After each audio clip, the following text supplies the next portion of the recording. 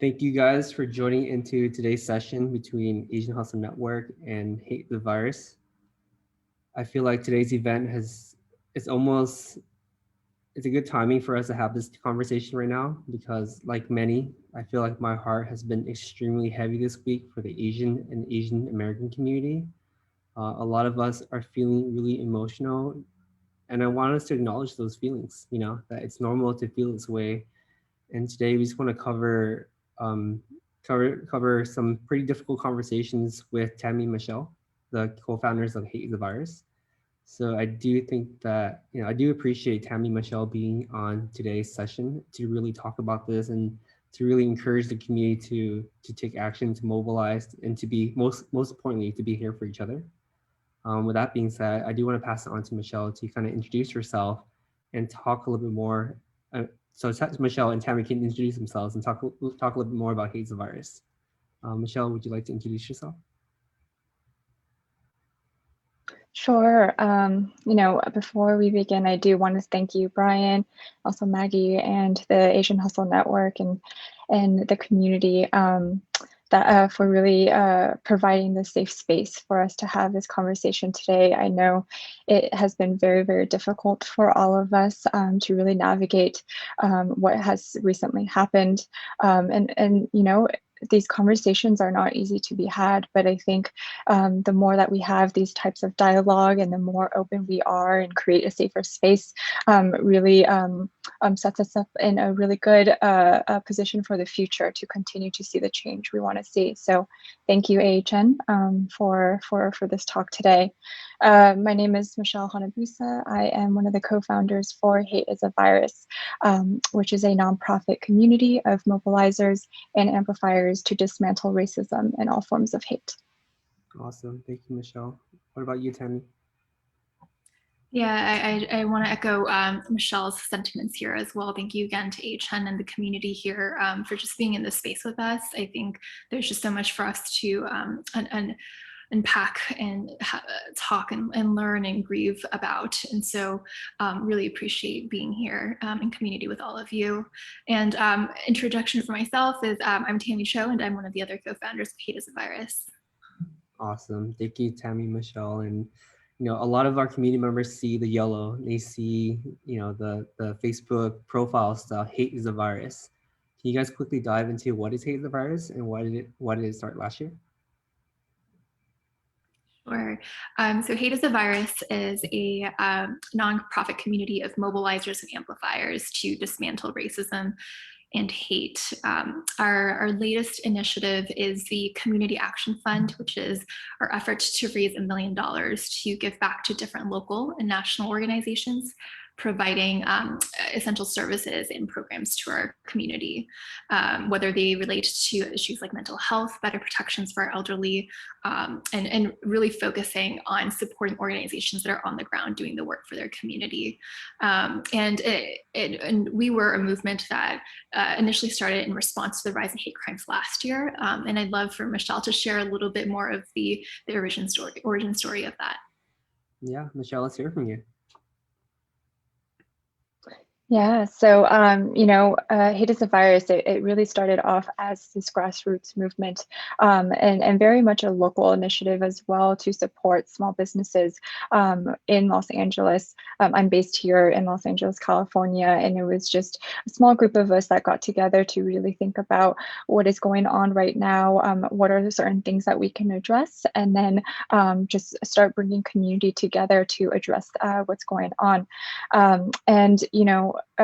What started off as just an organic way to gather community and attend weekly food crawls to support small businesses who were affected because of certain, political rhetoric that was being thrown out there and people starting to avoid Asian restaurants, Chinese restaurants. We really wanted to be able to figure out how we can message that and debunk that misinformation that is coming out, as well as supporting Asian-owned businesses who were struggling, not only because of the pandemic, but because of how language can really affect all of us, right? Our communities. And so we held one of those events, and 2 days later, lockdown happened. And between that time, Brian, I posted.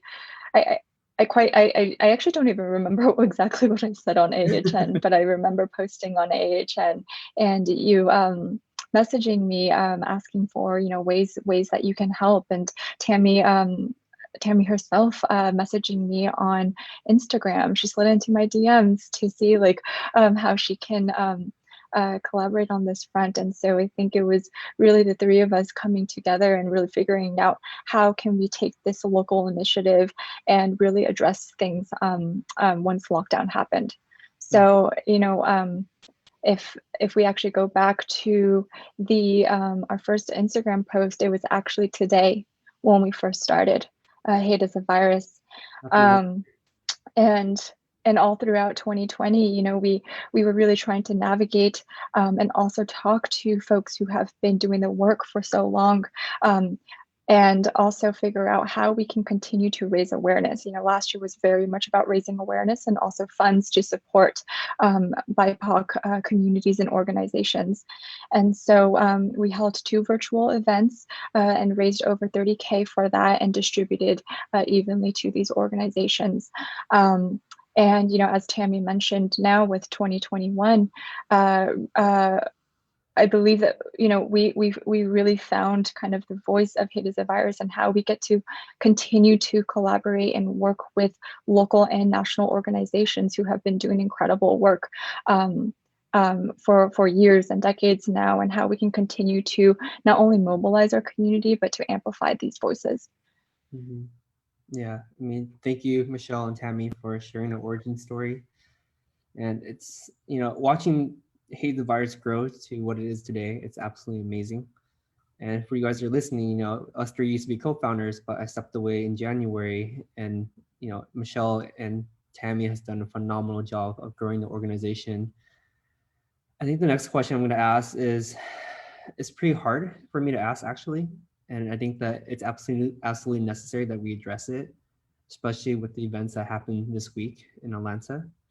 As some of you guys know, most of you guys know, there was a hate crime shooting in Atlanta where 8 people passed away, 6 of them being Asian Americans. And that, I think that provoked so much emotions in myself, at least, where I woke up really upset, really angry, to the point where, I really didn't know how to acknowledge my feelings and what to do about it, and I'm pretty sure I'm not the only one that feels this way. And I want to give you guys an opportunity to sort of talk on that issue and address it, because a lot of us are just feeling these negative emotions right now. We're not really sure how to mobilize. And we're looking to organizations like Hate the Virus, Asian Hustle Network to lead us. I just want to hear from your perspective and have you guys acknowledge your feelings too for the community. Yeah, Brian, thanks so much for sharing that. I think on my end, it has been a very, very challenging few days, just trying to unpack and process the events that had happened. I think the unfortunate reality is that in some ways, this does not come as a surprise because the signs have been there. We can dive into that more as well, but the signs have been there for decades in terms of leading up to these type of events happening. And but it's still different to see it actually materialize in this way, and it's very, very heartbreaking. And I think this is actually something that was encouraged from one of our incredible teammates at Hate is a Virus, Christine, but she had reminded us it's still important for us. This is really hard news, and it's important for us to create space for ourselves and for each other, just to really grieve with the victims and their families, and grieve with one another, be in community with one another, and share our stories, share how we're feeling, and try to process and unpack these incidents together. Yeah, I appreciate that, Tammy. What about you, Michelle?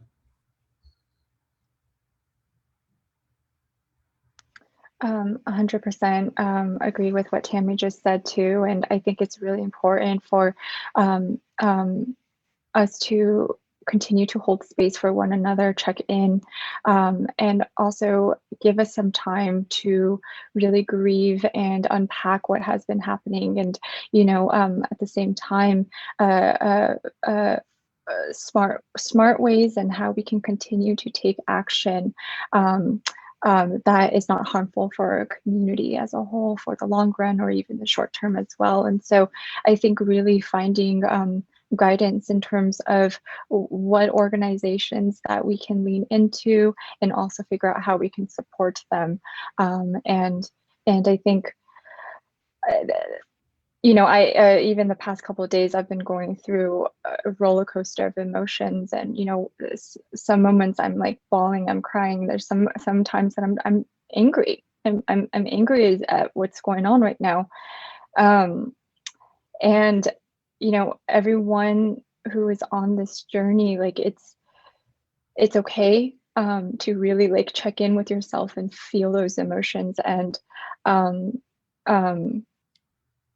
we're all at different points on this journey, and whether there are ways that we can actually mobilize and activate and whatnot. There are also folks who are out there that are reaching out to us who are scared of not knowing what to say or not knowing what to do. And that's okay too, and I think this also opens up a bigger spectrum of more of these conversations and more ways that we can continue to educate ourselves, because like Tammy said, this is not new. Unfortunately, this has always existed since Asian American history has, and so there are things that have happened over and over again throughout history, which is the reason why we are here at this point. But that also does not discredit all of the amazing work that these organizations have been doing. And so we have been making progress. And I think that there's also ways that we can just continue to support one another so that we continue to see that progress. Yeah, I think you guys bring up a really good point. If you guys are listening right now, please check in on each other. Text your friends, text your family, text your parents. Make sure they are doing okay, because a lot of us deal with these type of stress differently. And we want to be here for each other and to really build a sense of community. So I think one of the bigger questions that I continually get from the community is, how can they help? How can them, like as an individual, support a cause or get the messaging out? And I know that you guys have done a phenomenal job of posting throughout your Instagram. I've been seeing your page, getting a lot of engagement, a lot of concerns, reading through all the comments. What can the community do to mobilize, essentially, to combat this hate? Because right now it's like there's so many information out there, right? It's like people are telling each other to pick up guns, pick up violence, mobilize, donate. Like there's so many different ways, but I want to make sure that we have a clear direction for the community.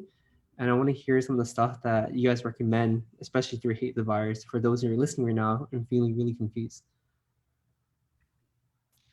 Yeah, that's a really great question, Brian. I think first and foremost, as we had shared, I think first it's really important for us to create that space to kind of unpack what's happening. I think we also see what's happening, but understanding the why behind it as well. And some of the things that we have to reckon with, and partially where our frustration stems from and anger stems from when we see the news coverage of these issues, is that there is this hesitation from mainstream media, for instance, to confront this as a hate crime, and the fact that this is an act of sexual violence against Asian women is also a fact that is emitted from these narratives.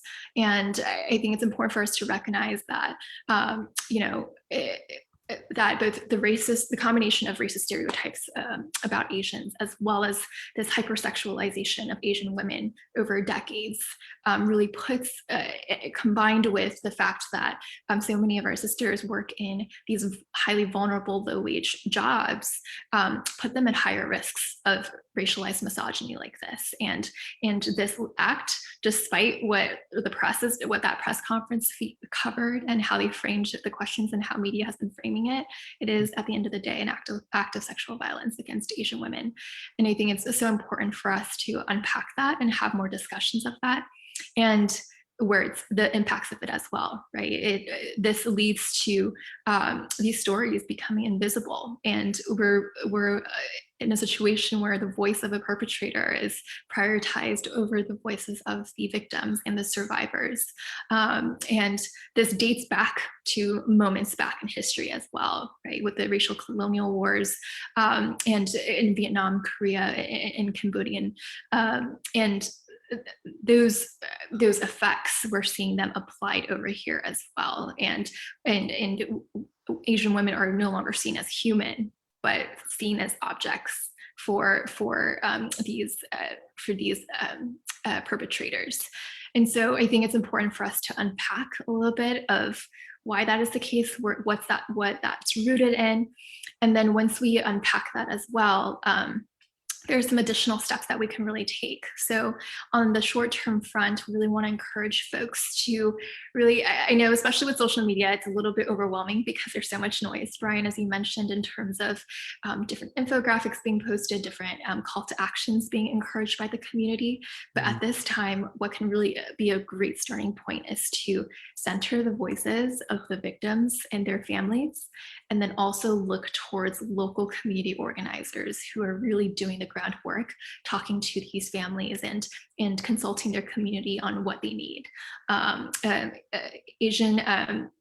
of the groups that we would encourage reaching out to is a group in Atlanta, and they're called Asian Americans Advancing Justice, based out in Atlanta, and they've been organizing a statement that you could help sign to show solidarity and support to the work that they're doing and supporting these families. The second piece is donating to their fund, which is going to go directly back to the victims and their families to support them in the long term. And then and also continue to join them in amplifying the work that they're doing and the stories that they're aiming to share. Awesome. Thank you for that, Tammy. And I also appreciate you calling it out as it is. It is an Asian hate crime. And to me, I'm extremely bothered by the mainstream media not even using the word like domestic terrorism. It really is an act of like racism, terrorism. Well, I can just continue on down the list, right? So I appreciate you calling out the resources for that and what we can do to help and really acknowledging our feelings and our crimes. So I do appreciate that. So I think the next question I want to ask is just talking about how the community can stay positive for impact or positive impact, because right now it's just so much negativity going on, right? And like, how can the community take care of itself to like stay positive throughout this entire journey and sort of continue learning and growing and helping each other? Because, you know, when you read their comments, it's pretty divided, in my opinion, where some people encourage positivity, some people encourage or bring up pretty negative situations or negative stuff right now. But how can we as a community continue pushing forward and staying positive in this type of scenario?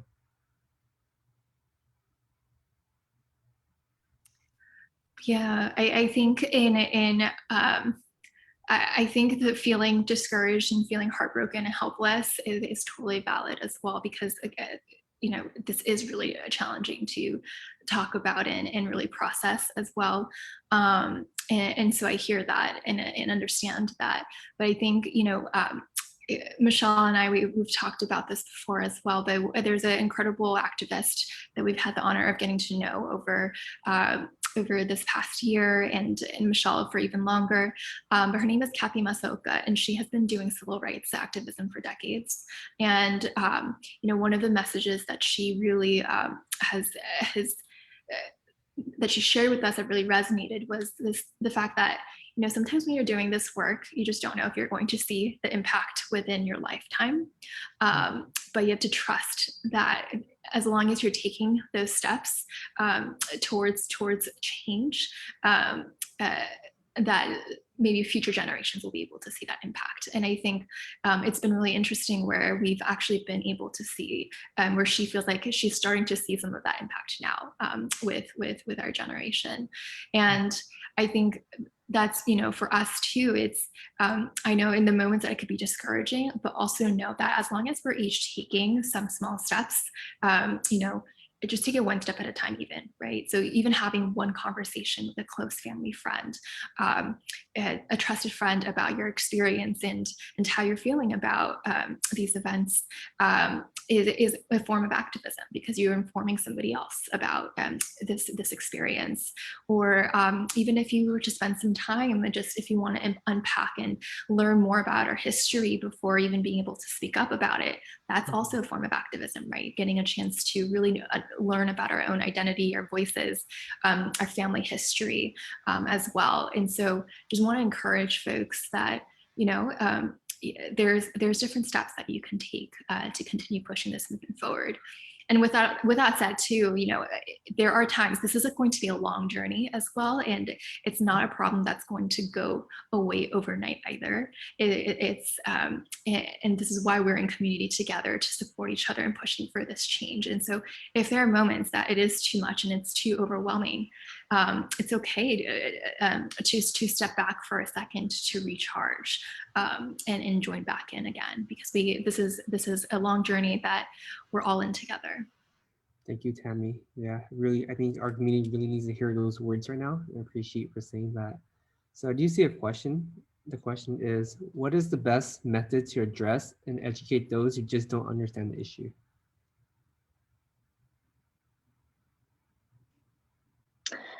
Yeah, that's a really great question. And I think I can somewhat relate to that too, even when we began Hate is a Virus last year, right? Having this conversation of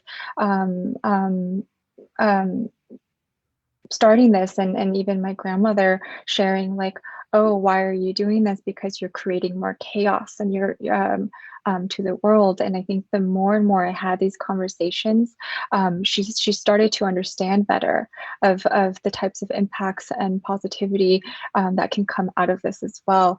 And so even addressing what has been going on most recently too, I think that this everyone, right, in terms of their understanding of what has been going on, why these things are happening, are on different spectrums of levels of understanding why this happens. And so it gives you the opportunity to start providing them maybe even just simple resources, or just having very simple conversations to kind of help them like wrap their heads around like why these things are important to talk about. And hopefully, there's incredible resources out there from organizations, and even just understanding how to talk about hate crimes that are happening if you were to witness it or experience it yourself, right? Hollaback is a really great organization that really breaks down the 5 Ds and like what you're supposed to be doing at times like this.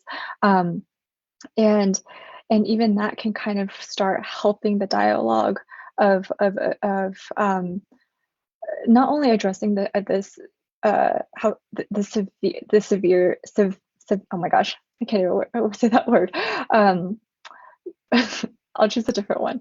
Why these things are so severe and why they need to be talked about.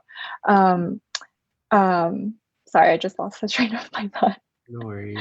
But it's really important to have that historical context, because these things continue to happen. The Chinese Exclusion Act, the incarceration of Japanese Americans during World War II, the surveillance targeting Muslims and South Asians, right? Post 9/11, they are still going through what they experienced back in 9/11. I think there's certain levels of education that we can have with one another of why terms such as like labeling things as terrorism is actually very harmful for the Muslim community. It's just an example, but all of these things are learning processes for all of us, and this journey that we just continue to be on.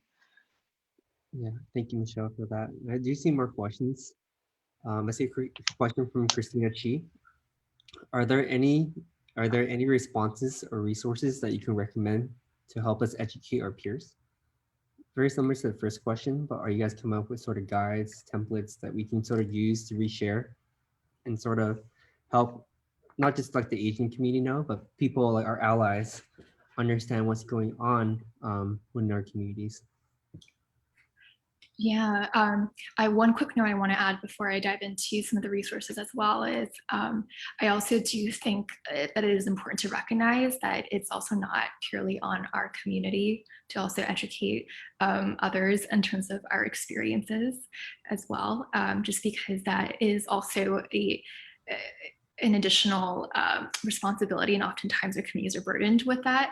And I think this is where it's really important to encourage other allies and folks to also make the effort to learn about the Asian experience and engage in these different educational journeys to learn how to support one another. And I think one of the resources I did want to point out is there's a really great organization called Hollaback, and they've been doing this in partnership with another organization as well, but they've really created an incredible workshop series around bystander training. And they also have a guide around that as well. So for folks who are hoping to provide resources to their community members to learn more about these issues, that could be one of the resources they direct them to. And there's a few different organizations. We are working on a few as well, but in terms of building out more workshops and content to highlight and learn together in terms of what our AAPI history is about, and how we can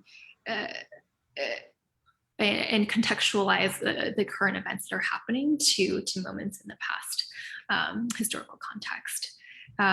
There's also we have resources on our Instagram handle and website as well that kind of outline different book suggestions, as well as activists in their voices to amplify, who also provide additional information on these issues.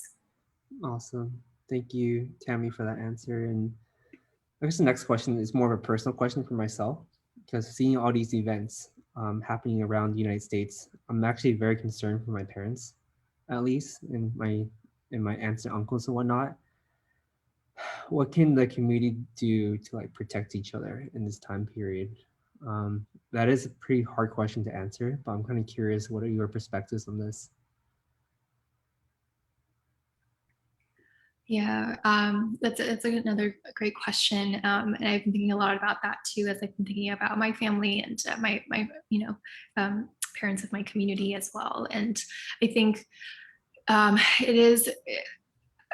For one, we would really encourage folks, if they have a capacity to do so, to continue to find and seek out local organizations that support the elderly.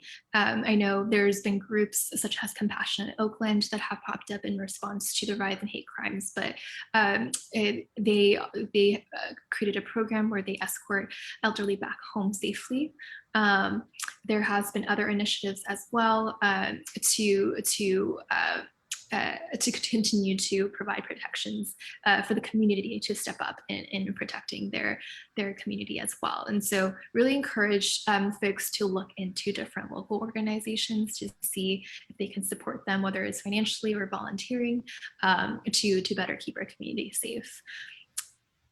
Yeah, awesome. Thanks for that, Tammy. And also for you guys listening right now, if you guys have any ideas to mobilize and create these volunteer committees to walk with the elderly at a night or a home, please feel free to reach out to me or the Asian Hustle Network team, because we are very interested in supporting, because everything that's happening right now, especially to the older Asian or like our Asian parents or whatnot, is very concerning to me. Like I can't believe like someone would do something like that. It just tears my heart up a lot. And I want to do whatever we can. I'm pretty sure Tammy and Michelle feels the same way too, to support and help organize at least the resources of these grassroots movements that are popping up. Awesome. So I do want to talk a little bit more about your community action fund and what does that entail? How do we get involved? What is the vision behind that? And how can we help you guys raise money for that and just like apply for it basically?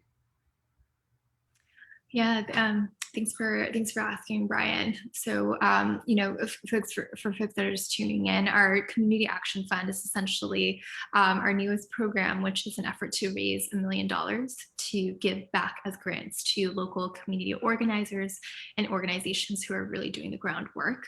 And it's a fund that's meant to support both short-term as well as long-term projects that are being able to balance both responding quickly to our community needs as they arise, but also being able to think through initiatives that are focused on building solidarity with other communities of color and other longer term impacts on our community as well.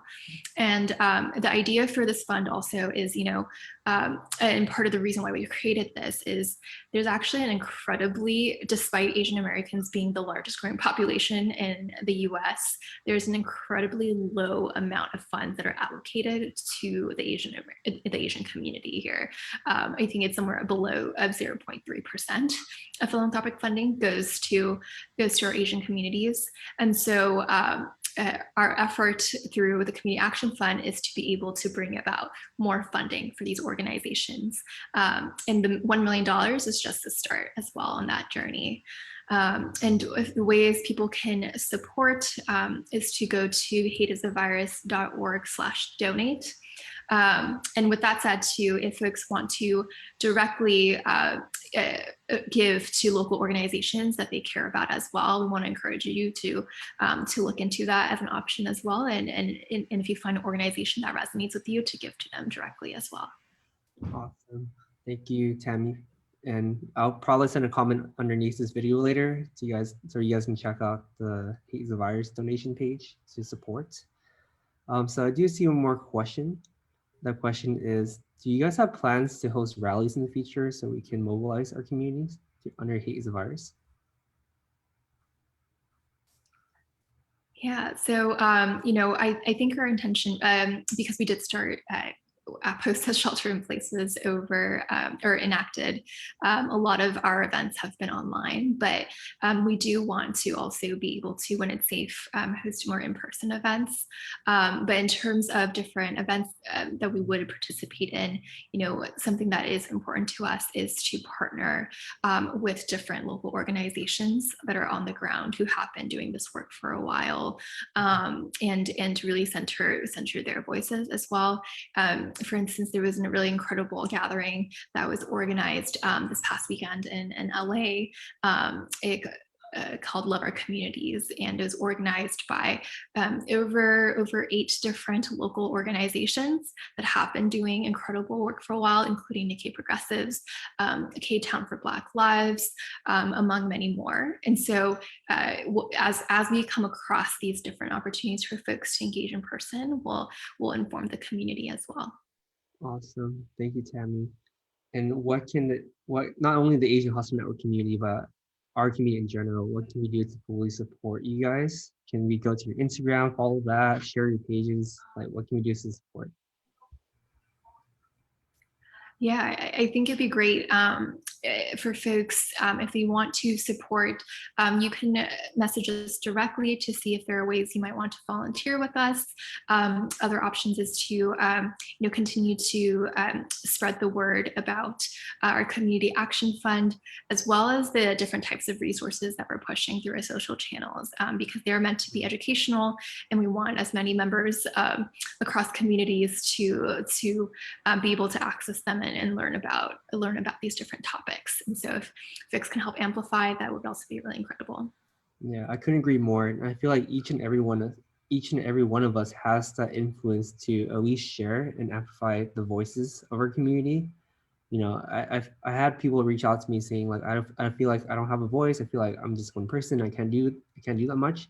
But I think that's completely false. I think that each and every one of us can speak up, can share, can call out things, can message organizations like Hate the Virus or Asian Hustle Network or other AAPI organizations, So there's a lot of ways that we can really make ourselves be seen, be heard, and take up space, because it's extremely important that we do so right now.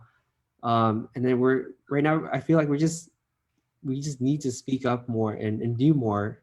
And this doesn't just start with me, Tammy, Michelle, or other AAPI leaders. You know, it needs all of us. It takes all of us in order to propel this mission, this change, because this sucks. You know, I don't want to wake up and see this happen over and over to our community. And I feel like it's just getting closer and closer home, you know, and I just don't want to see that happen to anyone. You know, it's just so heartbreaking. And I do appreciate you guys coming on today. For you guys listening right now, you guys have any more questions, now's the time to ask the questions. I'll make sure that I relay the questions back to Tammy and Michelle. But in the meantime, I do want to ask Tammy and Michelle if they had any closing statements as they're waiting for more questions. So we'll start with Michelle. Michelle, do you have any closing statements for us? Yeah, I don't have a closing statement, but I would love to kind of bounce off of what you just said too, because I think what you just said was so valid and so important. And you know, as Hate is a Virus organization continues on for this year, and we are building out different educational resources as well as workshops, as Tammy mentioned, you know, a fellow activist, incredible singer-songwriter, Milk, is actually developing something that we will be partnering up with her in the future. And it's really to help it really helps us to find your own justice voice. And I think that is really important in terms of there's not really one avenue or a rule as to how you can speak up or how you can amplify and do something for the community, because it really does take each and every one of our unique skills to come to the table. And my last thought as well from what you just said, Brian, is you know, it's not just leaders in a community or the CEOs of the company to kind of push this change. It really does come from the people. And I think that's what Hate is a Virus is really passionate about too. We want to hear your voices, and how can we continue to amplify that instead of going from top down. We really want to, you know, change really happens when communities and people come together. Yeah, okay. So I do see one more question from Trevor before we get to you, Tammy. This question is pretty valid in my opinion. So some out there are directing their anger at the Black community rather than white supremacy. It feels like addressing the symptoms and not the cause. What are your suggestions to discussing this to speak to the white supremacist world that we live in? Yeah, I think that's a really important question to be addressed. And, you know, some of the topics that I think we have to confront when it comes to these sentiments is that white supremacy has created a certain narrative, right? It's built into the structures and the systems that our nation is built on, but it also perpetuates this narrative of that intentionally drives communities of color against one another. And we see this through, on one front, we see Asians being depicted in ways depending on whether it benefits this broken system. So in one way, when it's beneficial, Asians are seen depicted as the model minority, which is, as we talked about, it's a myth, which, you know, model minority myth characterizes Asians as polite, law-abiding group of folks who've achieved a high level of success. And that's also used, the effects of that is dangerous, right? So there's one that it perpetuates this idea that AAPI, the Asian community, is a monolith, which we know is not true. It erases the experience and identity of Asian Americans because it assumes that we're just one unit together, and we see that manifested in the outlets today. And the other big component of this is to this question is that it's used to drive a wedge between our communities of color, because it puts Asian communities in competition with other Black communities and other BIPOC communities as well, when in reality, what we're all trying to tackle and dismantle is this broken system that is perpetuated by white supremacy. And so, and then when it's other times when it's more convenient, then we're faced with this perpetual foreigner myth, where, you know, as Asian Americans have assimilated better and other minority groups, but we still have this foreign quality that makes us seem like this perpetual foreigner and perpetual outsider. And so, we're grappling with a lot of these confusing narratives about our community, and it leads to a lot of these sentiments of anti-Blackness within our own community. And I think it's so important for us to be able to continue to understand the history of racism and continue to have dialogue about these issues, so that when those sentiments do come up, we're able to address it with this context. Wow, that's an awesome answer. I think it's great. I think you really hit the nail on his head in talking about the narrative that is being controlled and everything, and how the biggest thing is like really taking a step back and trying to educate ourselves moving forward. And I really appreciate that answer a lot, Tammy. I'm gonna ask one more question, and then I'm gonna have you close out today's session. So this next question is by Jessica Nguyen. It's what are your thoughts on the yellow square that 88 Rising tried to use as a symbol of Stop Asian Hate? Yeah, that's a great question. I think when it comes to that, I think it's important for us to recognize that good intentions is not enough. We have to understand what the possible harmful effects could be. And I think the reality of the situation is, I think, and this is again why education and dialogue is so important, and for us to be thoughtful and intentional about the actions that we take. I think especially in this age of social media too, there's like this sense of urgency to respond and react right away, and there's also some shaming that's done, right, if folks don't respond to certain current events right away. But I think we do need to shift to also recognize that it's important to be thoughtful and intentional and before we respond, even if it takes a little bit more time. And that's something I want to encourage, especially with corporations who are looking to, this is not just a PR play, right? We need to make sure that with their large platforms, that they are centering, again, especially in this situation, centering the victims and the families, and centering organizers and activists that have really understood the context behind these issues, and really consult them in terms of what is the messaging that they want to share, and have amplifiers like corporations or celebrities or folks with larger platforms, or even folks that are just, regular folks tuning in. What kind of messages, the messages that we amplify should really be determined by these communities and these organizations. Awesome. Tammy, are you up for one more question? Mm-hmm. Can we close out? Sure. The questions roll in now. So the question is, how can the larger Asian American community unite, draw the line when one community is being scapegoated, such as Chinese Americans during COVID? Yeah, another great question. I think it's important during these times for us to stand in solidarity with one another. And I think it goes again to making sure that we are able to discuss and push the narrative.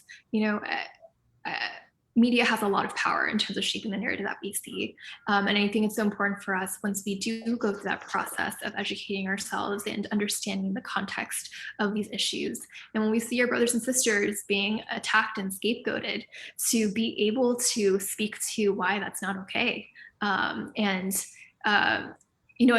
one sense, it's crazy that we even have to, it feels like almost in a way that we feel like justify why this is not okay. We should just understand that these crimes there's no explanation needed. They should just not be happening in the first place. But the reality is that they are, and we need to be able to stand in solidarity with each other and be able to share the messages and the context as to why that is the case. And I think the more we can do to continue to share our own experiences, amplify their stories, continue to have dialogue within our own communities, I think it is really, really, really important to push this movement forward. Yeah, awesome. Thank you for that answer, Tammy. And I guess what your closing statements is, how can our audience find out more about Hate the Virus? How can we support further? I just want to hear your final thoughts on us coming together and creating this event. I think that having you, Michelle, thank you guys so much for today.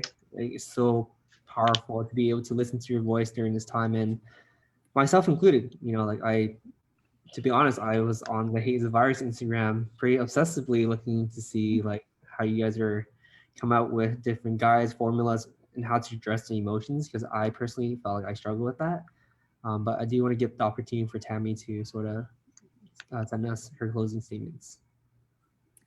Yeah, thanks, Brian, for creating that space. I think jumping on what Michelle touched on earlier, which was power really starts, like we each as individuals have so much power to be a part, an agency to be a part of changing the current reality. I want to highlight, even for Hate as a Virus, we first started as, a social media campaign using the hashtag Hate is the Virus. And it started with just a handful of folks within our own community, kind of sharing our experiences and how we felt about the rise in the hate crimes that we were seeing. And that ended up, other folks recognized that they were not alone in these experiences, and they started sharing their stories. And that really helped amplify, right? And it became a movement that we're seeing today. And that wouldn't have happened without the collective effort of folks, right? Corporations and legislators would not be paying attention to this if we hadn't been loud about it and had been voicing that this was not okay for our community. And so I really just want to encourage folks to, when as they're comfortable, just to continue to find ways to engage with these issues, again, in a way that resonates with them, whether it's if you're an artist or if you're a musician, you can use your art forms to express how you're feeling and spark dialogue with your community. So finding different ways that resonate with you to continue pushing this movement forward, because it really takes all of us, and together we'll be able to navigate this journey together. Awesome. Thank you for that answer, Tammy. And I also just want to give a quick shout out to the Hate the Virus team as well. You guys are killing it behind the scenes. I see all the group chats and everything, and shout out to everyone in the team for helping out with this mission. Shout out to Tammy and Michelle. You guys are doing great. And I think that this is completely necessary at this moment. And we were looking towards you guys to lead and be the inspiration and positivity for us.